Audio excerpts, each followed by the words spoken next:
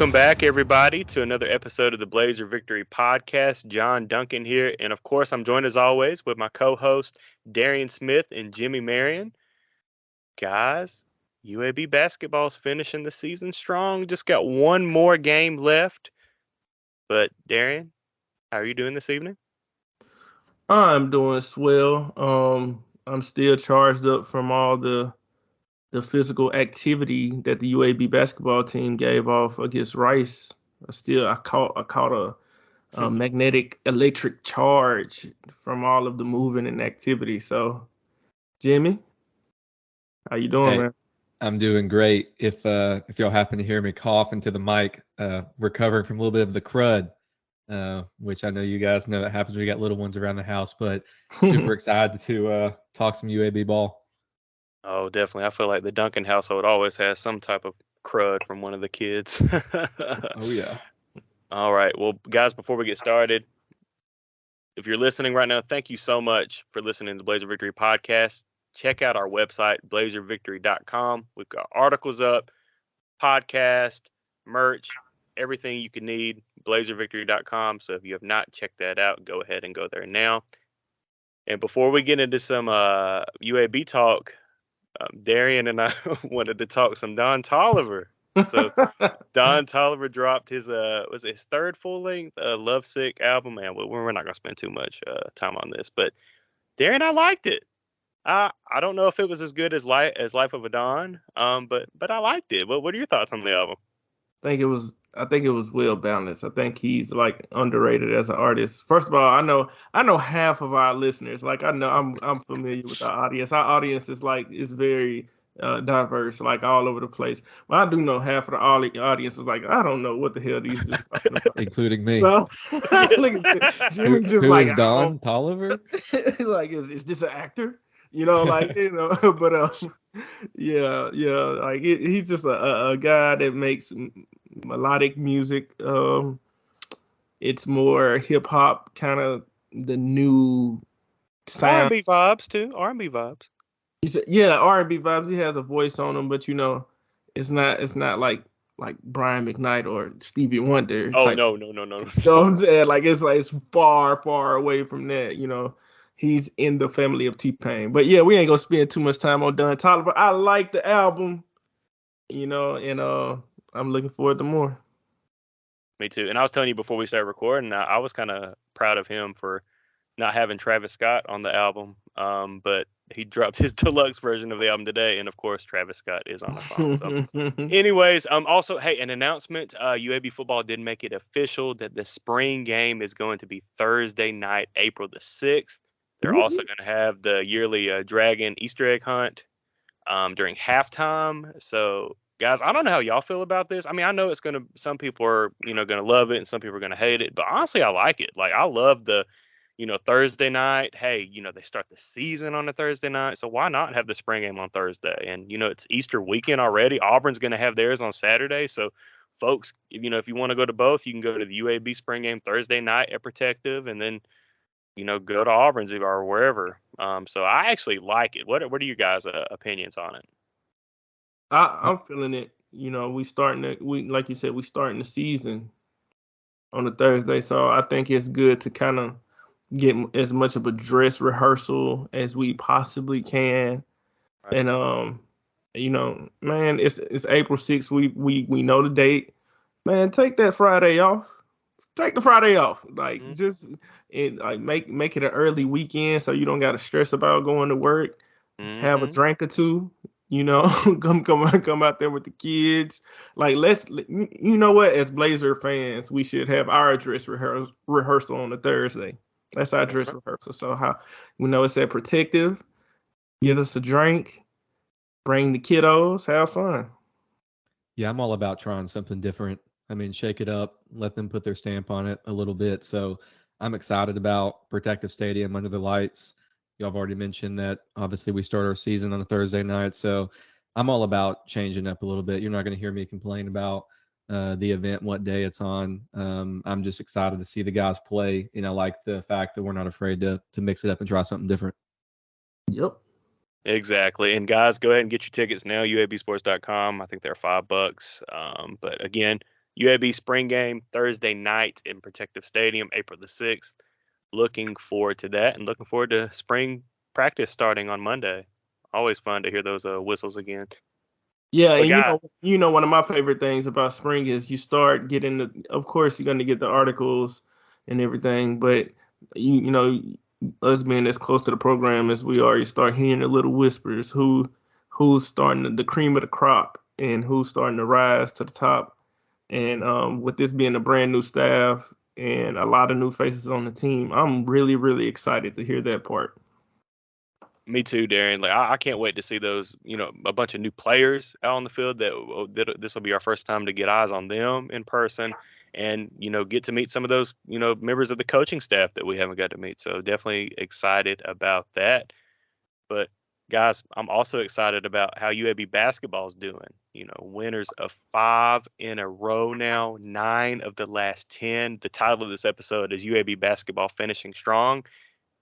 Like I mentioned earlier, they've got one more game, but let's start Thursday night. What happened this past Thursday night is the Rice Owls came into Bartow Arena, and Jimmy was saying, but we were talking last episode, like maybe the owl curse is broken, and guys, I think they broke that curse.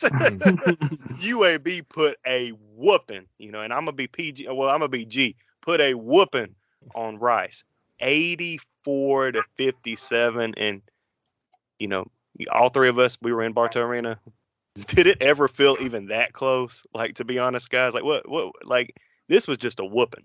Like and you love to see it on a good team too. Like Rice is not a pushover. Like, and this is 2 times in a row that UAB's really kind of did whatever they wanted to with the Rice Owls. Yeah, John, we Darren, delivered that knockout blow early. Like you said, it Yes. wasn't even close. It just felt like, I'll sit down during the game, and it's been rare this season, especially in conference play, where it's early in the game and you feel comfortable. Right. Most games have been so tight that it was nice just to be able to experience that. And of course, when you add the different elements of the game, the fact that it was senior night, you've got the players' families there and the emotion behind that, for them to be able to come out and play the way that they did. Not every team has their best performance on senior night. We're going to talk about Western Kentucky later, but the fact that those 6 seniors can end their Blazer career on that type of game and that type of performance was just really cool to see. But yeah, it was over early, and it was a breeze for most of the night, especially the second half. Yeah, and with Rice, I don't know if we're just like a really, really bad matchup for them, because we really whipped up on them when we went up there as well. So I don't know if that's the case, but I started wondering, what can we take from this game? And I remember I had to check with John during the game, like, hey, they're a decent team, right? Like, did I imagine this? Like, but I like to have litmus tests to know, kind of where we are, where we rank. Like, how much does this butt whipping quantify, right? It does. I mean, we just played really well, because it really wasn't what Rice couldn't do. It's what we forced them into doing. And man, our activity. I remember just in the game, just like we were everywhere. Our hands were active. The feet were just going, buzzing around. Those guys, it was senior night. I understand, like, it was, emotional for some of those players out there, and that was last game in Bartow maybe, but just seeing that activity, I couldn't think of nothing but just how earlier in the year, I remember going to the first game, and it was just like, so we didn't have a defensive identity at all. Like, it wasn't close. But now seeing this team just doing all of those little things, just running back in transition, cutting off lanes when Rice was in transition trying to get an easy bucket, cut that lane off, dig down, force a turnover. Just making them take contested shots. And when Rice is off, they're off. So when they're open, all of a sudden the lid on that basket was already closed. You didn't see any go in earlier. You don't have a rhythm, right? So now they can't make open shots. I just remember when the game was over with them. The thing I remember was from they had a guy named Eevee, and I think we thought of Pokemon. and he was scoring points. He was like, "Oh, Eevee's evolving. Look at him." But but other than that, it's just like only thing I could think about from this game. Of course, Jelly. Jelly, you can tell he has a little bit more extra pop to him now. Mm-hmm. He has that pop that he had in the beginning of the year, but I feel like he combines it with the learned experience from having to sit down, to not force things more. Like of course, he takes his heat checks here and there, but he does a good job of getting the ball, trusting Eric, getting it in his hands and letting him set up the offense, and being fine with running the offense through somebody like Javian Davis, who's a beast on the block, or letting Ty Brewer get to his spots, or letting Eric create. Like he doesn't force it for the most part. And man, I just left that game charged up, really, just from the all out. Just seeing us have that defensive identity and seeing us have the pace and tempo on offense was just, and then seeing that another owl butt whooping, you can't beat that. Yeah, you really can't. And I mean, UAB's defense was so good Thursday night and really Saturday night too. Really lately, they've kind of turned on the defensive intensity. And we said last episode, I think it really started with the previous Rice game in Houston, and they've really just continued it on from until now. Hopefully through March as well. But I mean, you look at one point near the end of the first half, Rice was shooting like it was awful. I think it was like 19% from the field. Like it was. Now they ended up, what was it, 32% for the game, but man, it was bad. And but a lot of that is UAB, like Darian just said, closing in. And I mean, there were points. I was sitting next to Darian, and I was like, hey man, we're up by 30 something whatever points, and look at them on defense. They're still hustling. They're closing out. They're not giving any good open looks for Rice. And Rice is a team that kind of thrives on getting those open looks, getting from Olivari and Evie and Fiedler. And Fiedler, I think they're big down low. Something looked like it was nagging him. Like it kind of looked like he was hurt kind of early on in that game, and he ended up sitting like a good bit of the second half. But I mean, the game was well out of hand by then. But and that's something I wrote about in my article last week, previewing the 3 keys to victory on Rice, was that offense. Even though Olivari and Evie are the guards, it really goes through Fiedler, the big down low, the forward, and he leads the conference USA in assist and field goal percentage, but UAB just terrorized him down low. Trey did a good job. Javion Davis did a good job. Like UAB did a really good job. It's like they scouted really well, and of course, give credit to Andy Kennedy and that coaching staff. But they knew that if they could hound Fiedler, then UAB had a really good chance of winning this ball game. And they were never really able to get a good rhythm going in offense, and UAB's the complete opposite, nothing but rhythm. And I mean, there was a couple stretches in that game where UAB went cold from the field, but because of UAB's defensive intensity in that ball game, UAB never sweated it out. Like UAB ended up shooting at 30 of 64 for 47% from the field, 11 of 27 from 3 for 40%. The free throws are good, 14 to 20, 70%. Killed Rice on the boards, 50 to 33. I mean, you really can't even be nitpicky about this game, like to find something that UAB did wrong. Like really, it was an all-around A+ effort from UAB, and that's what you want heading into these last couple of weeks of the season. So I can't find any fault from this game. And we'll talk about the Western Kentucky game in a minute. But I mean, guys, anything else to add on the Rice game?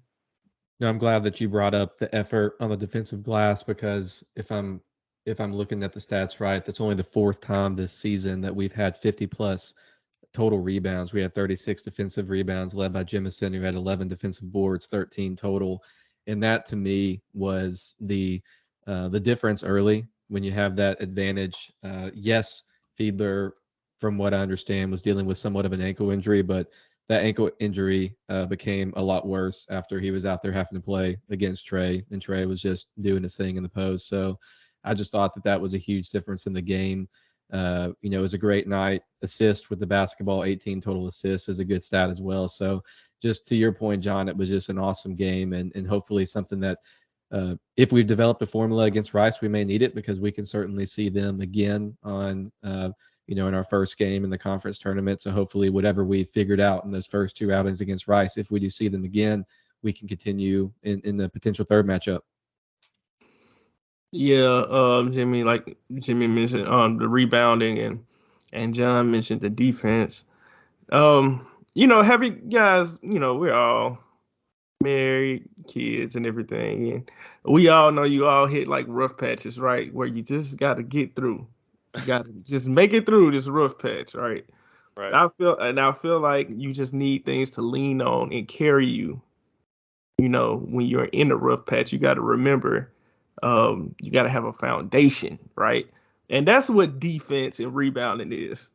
Defense and rebounding is like a foundation to get you through, and then because you can get easy buckets off offensive rebounds, you can play good solid defense, and hey, if you miss a shot, hey, go back and you defend again. That's just your foundation, just like in a relationship.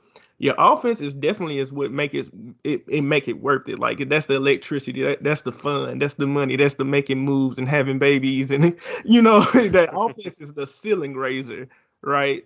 And we have great ceiling raisers on our team. We have that, but just like in a relationship or a marriage, you're gonna go through rough patches. That's basketball. It's gonna go on runs or whatever. You just gotta have a foundation, defense, and rebounding that you can lean on.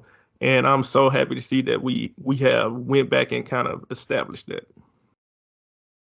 And Darren, we were kind of talking some R&B earlier, and had me thinking about the Bill Withers song "Lean on Me." UAB's been leaning on them rebounds. Yes.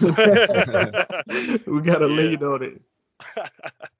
All right. Well, I think that puts a bow on the Rice game. Again, 85-57. Huge win, big win over Rice. And so we go to Saturday. So, Jimmy mentioned earlier, UAB had a great, fantastic senior night in Bartow for UAB seniors. Saturday was senior night in Diddle Arena for Western Kentucky. And, early on, there were some struggles for UAB. Got down a little bit, but, in fact, UAB led at the half 33-29. But I believe Western led by as many as like six. Led by 7 was the largest lead for Western Kentucky in the first half. But UAB picked it up the second half, really took it to Western Kentucky. I'll let Darian talk about the defensive style and the fits UAB gave to Western because he had some great analysis on Twitter and our group text. But UAB, hey, 72-60 beats Western Kentucky on senior night, and that Western might be struggling this year, but I mean that's still a kind of talented roster. Under Rick Stansbury, you still got. Hamilton, Davion McKnight, Jamarian Sharp. You've got some very talented players for Western Kentucky, and UAB just took it to him. Eric Gaines ended up being the leading scorer with 17 points, 50% from the field, 7 of 14. But I got to give a shout out to Taven Lovin. Sir. 14 points coming into the arena where his parents played in, where the same program refused to give him a scholarship to come play at Western. He just always seems to play well against Western Kentucky. And, again, another one of my articles, I previewed the Western Kentucky game, and I said one of the keys is going to be Taven Lovin's performance in Diddle Arena. And look at there, 14 points, 6 of 9 from the field. He missed the dunk.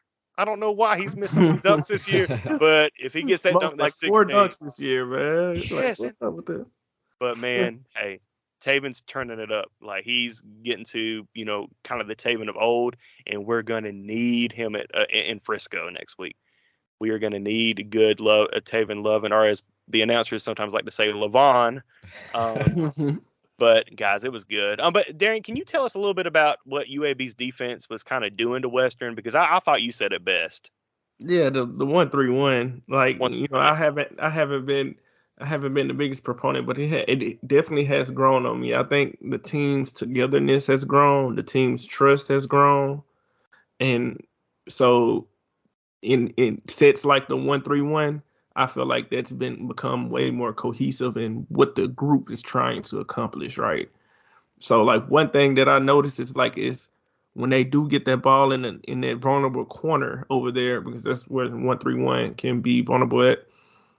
That back line guy is hauling tail, like Mhm. is hauling tail. So if you go back and watch the game, it's like great effort. A lot of times it can be like a Tony type of guy, and he will bust his butt to get over to the corner. Well, if you busting your butt to get over to the corner, what if they pump fake and they drive, right? So you can just see it in your head, somebody running the close out on the 3-point shooter hard to make sure that shot is contested. Well, you drive by them. Well, we always have a guy or two waiting in the paint. I mean, it's activity, and we're kind of in a scramble mode, but you can tell we've practiced this. We look like a team, like a unit. Okay, you want to drive, you want to spray, another guy is rotating to the next guy, to the next guy. And it's like after a while, you haven't set up any offense, and it's 10 seconds on the shot clock now because we were in scramble mode. So even if we don't get the turnover, we do a good job now of communicating on the back line.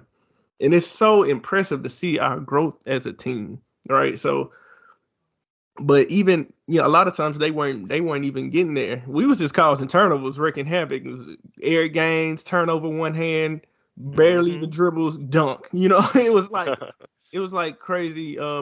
We really leverage our athleticism, and so I get why we do it. And even take a guy like Jelly. Jelly's not the most explosive, but Jelly is probably the fastest guy on the court. We talk about his skill all the time, but I remember watching that game, the West Kentucky game, and it was a loose ball, and Jelly bust his butt to be the first one to get to the ball, and the announcers was like blown away, like, "Geez, man, this dude is fast." And I think that we have taken that for granted because I know I haven't spoken on his speed, and I really saw it come to light in a lot of times in the game where he can just outrun people, and but because he's so good with using his quickness, short bursts, his skill, that we forget that this dude is an athlete in his own way. So we do a good job of leveraging like Ty Brewer, six Mhm. seven, 6'8", probably the most athletic guy on any court. Eric Gaines. We have a lot of those guys. Javian Davis is a guy because he scores in those post fashions. You don't think of him as being a good athlete, but watch him sprint back on defense and stuff. I forget. I'm like, dang. Mhm. You know, Trey Jemison is 7 foot, statue. He's just a big muscle, right?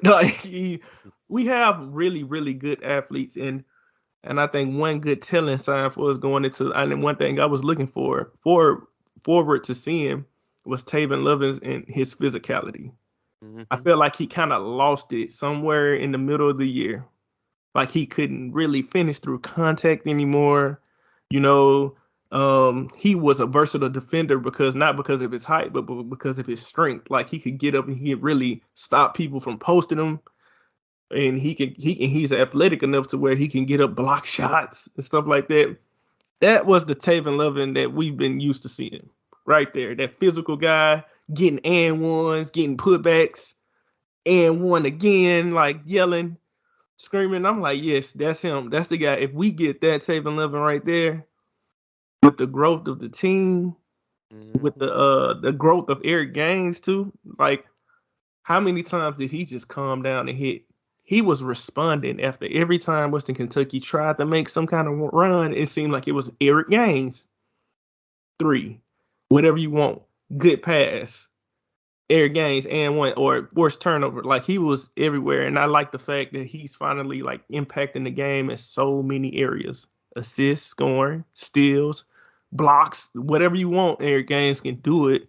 And he's doing it without forcing it and without any turnovers like he was doing early in the year. And I'm just like, bro, I don't I don't like to get too optimistic because of course we can be biased, but I I really like our chances in the tournament. I mean, I do too. I mean, the way they're playing right now, if they can continue that into Frisco, yes, I do. Just they've already locked up a bye into the quarterfinals. We'll get into that in a minute about seeding, but I mean, just win 3 games in 3 days. You can't. I mean, they won what 9 out of the last 10. So I mean, you can't tell me they can't do it. So Right.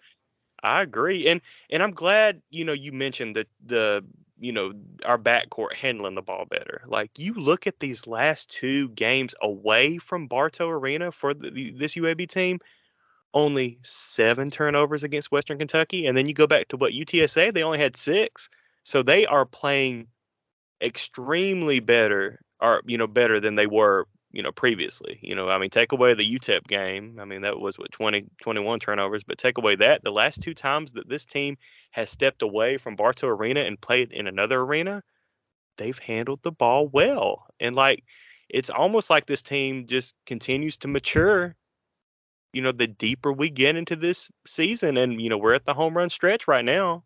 But real quick, Darian, too, I wanted to mention, you bring up, Jelly. I mean, he ended up having a, pretty bad night at Western. He ended up 2 of 10 from the field for just 20%.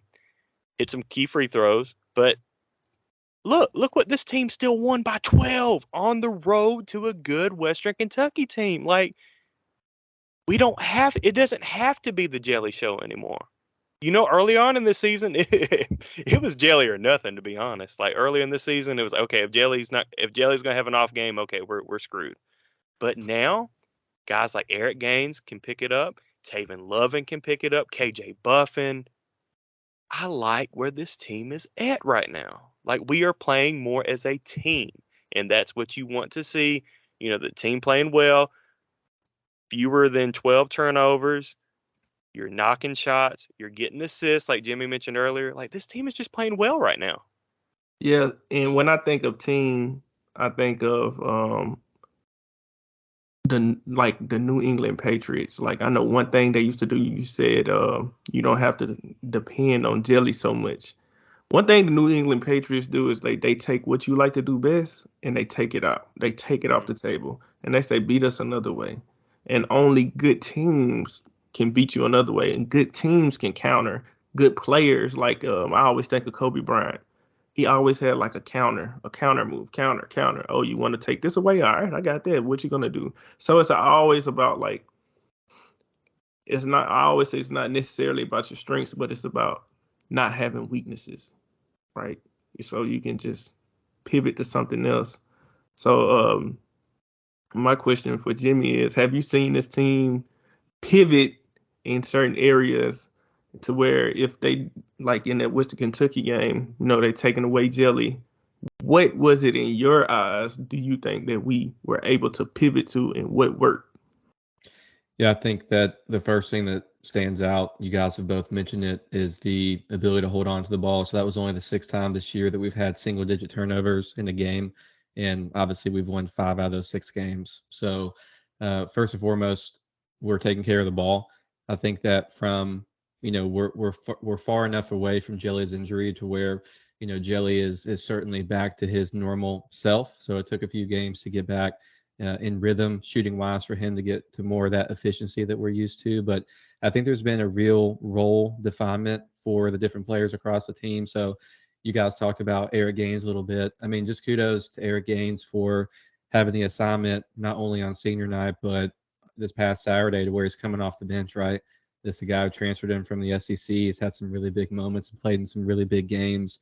And for him to have his role changed and to see how he has responded to that has been absolutely critical. I think of some other small things that we began to see. KJ Buffin is starting to stroke it from 3 more efficiently. So he's had a few games here where he's hit 2 threes. Now he might he might have 4 attempts, 2 makes, he might have an air ball, but at the same time, he's starting to stroke that 3 and stress the defense a little bit.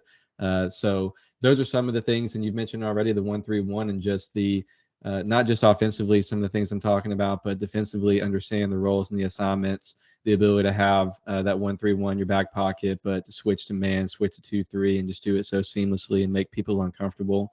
And going back to the role conversation, just one more shout out, someone like Taven Lovin, who, obviously we went across his offensive stats and putting up 14 points in the game. But, when you turn on the film and you're looking at the game early on, he was guarding McKnight early. And that McKnight is someone who gave us fits in the first game. I don't think Taven played and was really that much of a part and an emphasis of the game plan when Western Kentucky came into Bartow and beat us earlier in conference play. And you look at just the switch in his role and, him taking up that defensive assignment, setting the stage early was critical. So I think it's a combination of better ball handling. It's understanding each other's roles more. And it's some people like KJ who are beginning to stretch the floor and Jelly getting more efficient. That's really opening things up for us offensively. Now, I'm glad you mentioned, because I forgot that. I'm glad you mentioned KJ getting his volume up on those threes. So even if he hits one of three, he's still a threat. And especially you have to stretch out to him in the corners because that's where he's most efficient at in the corners. So I think that's a major thing, not even just for KJ, but for Taven Lovin and for guys like, for like Taven and Eric. So those are our guys, but even Jelly, but because it pulls another bigger body away from the rim and it opens up that lane. So a guy like Jelly, he got the hesitation, he blow right past you. Eric Gaines, pick and roll, you give him options. He's an athlete, he can dunk on you or he can finish. He has a nice array of layups, but if you're gonna pick and roll and you're gonna tag down, KJ Buffin has to be a threat in that corner right there because that's who they will help off of. And if you can't help off of them, now you're talking about Trey getting the alley-oop or maybe Javian getting the and one right there, or and especially for Taven, Taven is really physical. He loves to get downhill. If you can create the more open lanes you can create for him getting downhill, and you can't really tag off of KJ's guys, I think we'll see a lot more of those physical and one finishes from Taven. Definitely. And just real quick to wrapping up Western, you look at the box score, UAB 15 assists to just 7 turnovers, but you look at on the defensive side, 10 steals to just 1. Western Kentucky had 1 steal. So just an overall good team effort. Again, UAB wins 5 in a row. 9 out of the last 10, improves to 22-8 overall, 13-6 in Conference USA. But again, the victory over Western Kentucky, 72-60. And I don't care who you are, and how good or bad Western Kentucky is. It is always hard to get a win in Diddle Arena, but especially on senior night. But so UAB has one more game left in the regular season. UAB will travel up to Charlotte to take on the Charlotte 49ers this Saturday at 12 p.m. Central Time. The game will be televised on Stadium and locally on WABM 68. But real quick too, before we get into that game, let's talk about seeding. So as I mentioned earlier, UAB has already clinched a bye in the Conference USA tournament next week in Frisco, Texas. UAB and Middle Tennessee are battling out for the 3 seed right now. So UAB currently has a lead over Middle Tennessee. And as I just mentioned, UAB just has 1 more game left. Well, Middle Tennessee has 2 games left. They will play Thursday night in the Super Pit against North Texas. And then they will travel to El Paso to take on the UTEP Miners Saturday afternoon. Now, if Middle Tennessee loses one of those 2 games, if they lose one of those 2 games, it does not matter what happens to UAB Saturday. UAB could lose to Charlotte, but they would still clinch the number 3 seed. Now, if Middle Tennessee wins both games, Thursday night against North Texas, Saturday against UTEP, and then UAB loses to Charlotte, well, then Middle Tennessee will get the number 3 seed. And, a lot of people are, you're riding in your car right now and you're like, well, what's the big deal? 3 seed, 4 seed, you still get a bye, right?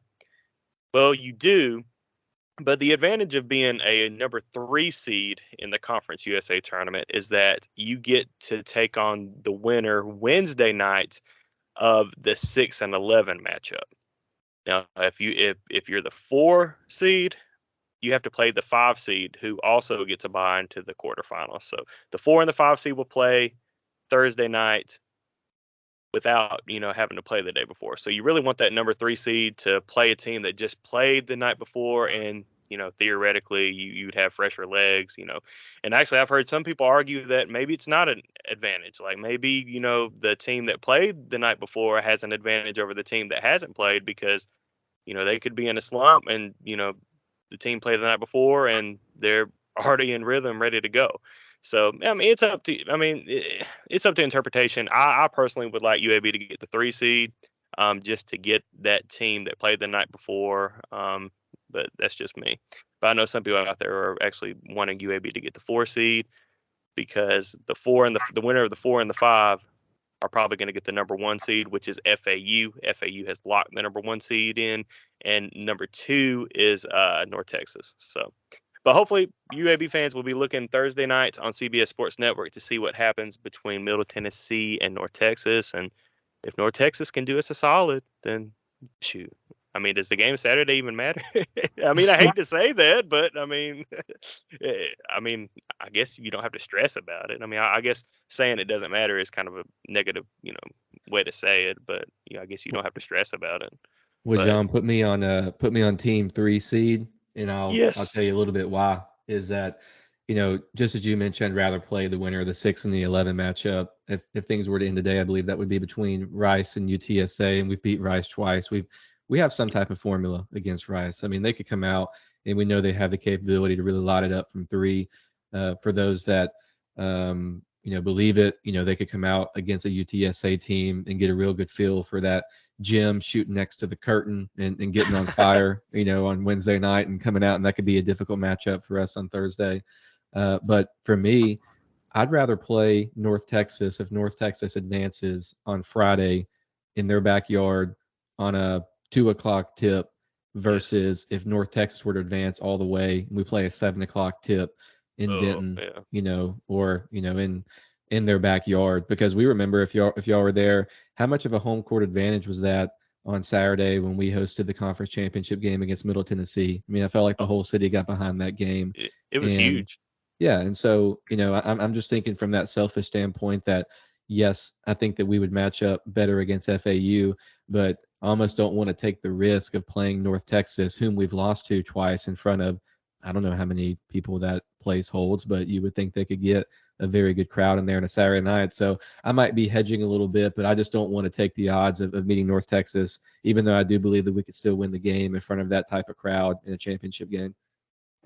Yeah, you're right. And for my last game with North Texas, I came away pretty confident, because with our growth, I think that game was really the start of not probably not the start, but was really like the validation of our growth when we played and we lost to them in Frisco. I don't think they're very good on offense. I think they're good on defense, but they have weak points, and I think they really lean on their defense. So I came away very excited to have another opportunity, just hopefully that we can play them in a tournament, because I think the thing is like they don't have enough shot creation. Mm-mm. And I think if we can just like limit our mental blunders against them, because that's really how they scored, especially late in the game. It was just us kind of losing our mans on screens or long offensive rebound and stuff like that. And that's how they was really getting the majority of their points. So I think in the tournament, I'm banking on us being more focused, just being more locked in, because it is one and done and you can't make those mistakes. So if you take away those, I was like, man, you take away those, we win by 7. So I want to see them again. They beat us twice, and it's hard to beat a team three times, right? Especially a good team like UAB. And so I know we're gonna come out with some vigor, like just ready to hand it to them. And we got something we want to prove. And on the other side of that, it seems like Middle is a kind of a difficult matchup for FAU. So hey, y'all go ahead and y'all fight it out over there. I forgot who else is on the other side. If Middle was to get that 4 seed, who else? Would it be Charlotte? Yeah, it'd be Charlotte. They'd be the 5 seed. Yeah. Let them. Charlotte is a tricky team, but I think Middle would. I think it'll come down to Middle and FAU. Hey, see what happens over there. I would prefer Middle if possible. But I really want us to take that shot at North Texas, and but that's not skipping over maybe a Rice or a UTSA who really came out with a really good game plan against us, and they gave us a scare, so we can't overlook them. And like I said, it's hard to beat a team 3 times, and we blew Rice out twice, right. So we'll have to blow them out again, I guess. So yeah, but yeah, and then I'd really like to get that rematch with North Texas, at their spot in the tournament and just kind of dash their hopes. That'll be a dream. And honestly, too, guys, like we've addressed this, like the blueprint on how to beat North Texas. Like I feel like UAB has figured it out. Now, in that first game in Bartow, of course, UAB was without Jelly Walker. So, I mean, they pretty much beat us down in Bartow. But that second game going to double overtime, like, I mean, Jimmy said it a couple episodes ago. Like, if we can just pressure Usman, like, and get him in foul trouble early, and I mean, really, the only offensive weapon that North Texas has is Tyler Perry, and what is he? Just like a chunk it up, and I mean, I don't think there's a lot of the creator that Jelly is. He is exactly. He is not that guy. Like I was watching him personally, just trying to see like where's the hype around him. I'm like, he's not Jelly at all as far as like creating his own offense. So if we can just keep a body on Usman and just don't let his activity affect the game, I really think we can pull that one off. And don't allow for the post ups from guards. I hate posting up guards, man. Like the Kai Huntsberry, I believe, posting up and shooting hook shots. You a guard, man. Cook something, bro. Like don't. This ain't the 1970s. Like stop posting up and shooting hook shots as a 6'3" guard. Don't do that. And I feel like we say this a lot too, but hit your freaking free throws. Like if UAB would have made a couple more free throws in that game, it wouldn't have went to overtime. UAB would have, I think, what was it, Jelly at the line late? Like he would have, put it away there. So, so I don't know. But hey, with all that being said, talking about North Texas, let's see what happens. Middle Tennessee, North Texas, Thursday night 7, CBS Sports Network. I'm sure a lot of UAB fans will be tuning in. I'll be tuning in. But this Charlotte team that UAB plays Saturday, they just beat North Texas last week. Now, it was an ugly, ugly game, but they beat them 55-49. So, I mean, and hey, like going back in December when these two teams squared off in Bartow, like it was a tight contest. Like Charlotte, they've got a forward down low. What's his name? Ali Khalifa. 6'11", 230. I think he's from Egypt. I mean, he kind of took it to UAB. He got 17 points in that first matchup. Yeah, 17 points, 6 of 15. He hit 4 3-pointers, so that's a big that can stretch you outside and hit the 3. So Trey Jemison, Javion Davis, they're gonna have to play him kind of tight, even when he goes up. At the top of the arc, they're gonna have to play him tight, to make sure he doesn't get any 3-pointers off. But I mean, this Charlotte team is, pretty good. So, but with all that being said, hey, hopefully we don't even have to worry about this game. If North Texas takes care of Middle Thursday night, then guys, we can just go ahead and start the drinks and get ready for next week. Right. Yeah, no, it's going to be quite the challenge. I mean, I didn't realize that Charlotte was so highly rated. So they're 104 in the net. It would be a quad 2 opportunity for us, and they showed a statistic during the WKU game that we're 1-6 this year in quad 1 and quad 2 opportunities. So it's an opportunity to knock off a pretty highly rated team on the road, all things considered. And what's nice is, assuming that Charlotte wins on Thursday, I forgot who they play, but assuming they win on Thursday, it's UTSA. Yeah, that's who it is. They'll be on a 5-game winning streak. Right now, UAB, believe it or not, holds the conference's longest winning streak at 5 games. So it'll be a big game for Charlotte, potentially 2 teams on a 5-game winning streak. Senior night, I feel like every game is senior night for Charlotte. And you mentioned Khalifa. They got Bryce Williams, who was CUSA Player of the Week. I believe it was, I don't know if it was last week or the week before, but I know him and Khalifa have won that award in back-to-back weeks. And they're going to be, you mentioned the North Texas and Charlotte game, like it's going to be slow tempo. But I'm hoping that the additional rest that we get, I mean, they have to tip off at 7 o'clock Central on Thursday at UTSA, and they have to turn around and go back to Charlotte for a 1 o'clock Eastern tip, so this is our opportunity to, even if, we don't need it, I would love to see us, make a statement against one of these teams that likes to slow it down, because we've struggled with, those defensive minded, physical teams with big guards who slow the tempo down. So I'd like to see us get that off of our backs and end the season the right way. I feel good about next week, but I'll feel even better if we can get a victory in Charlotte on Saturday. Yeah, really good points, especially about, playing a team with a slow tempo. Yeah, UAB has struggled with him. You go back to West Virginia, you go back to North Texas. I know I'm missing a couple, but UAB really has struggled. When teams try to slow it down, UAB has struggled all year against that. UAB is a team that super fast tempo, speed it up, get as many shots off as possible. But when you slow it down, UAB does kind of struggle. So that will be something to look for Saturday at 12 o'clock as UAB goes to Charlotte. Guys, anything else for Charlotte?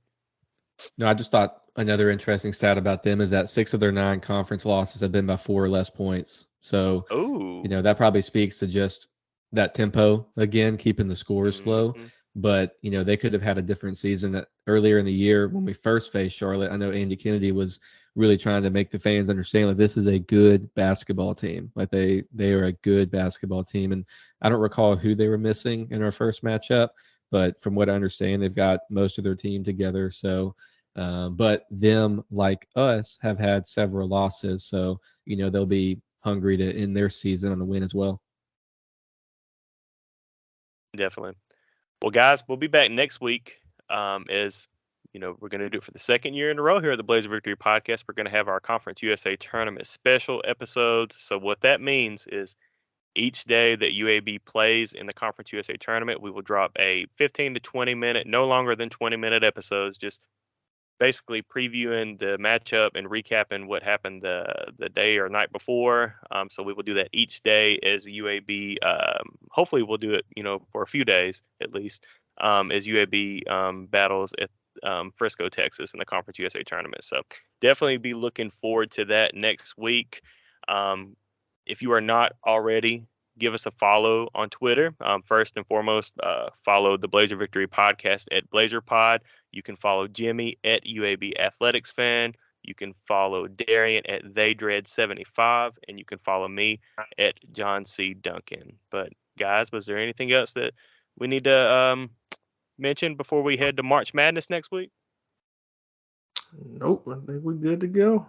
I just love this time of the year. Conference tournaments going on. Oh, it's so fun. It's so stressful though, but it's so fun.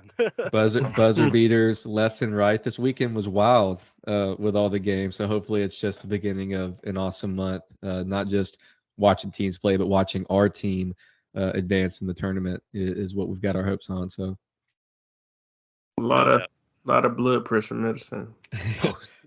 Yes, and some other things too. I'm excited for Midnight Pod on next Thursday if we have to Let's do a Midnight Pod. Let's go. Hey, if UAB clinches that number 3 seed, they will be playing at 8:30 Thursday night. So Blazer Victory Podcast will be staying up late to get you guys the content that you crave. But again, www.blazervictory.com. Make sure you check it out. Articles, podcast, merch, everything. But we'll be back next week to start March Madness for Frisco hoops in between a curtain and whatever. All right, Darian, close us out. Blazer Nation, that's right.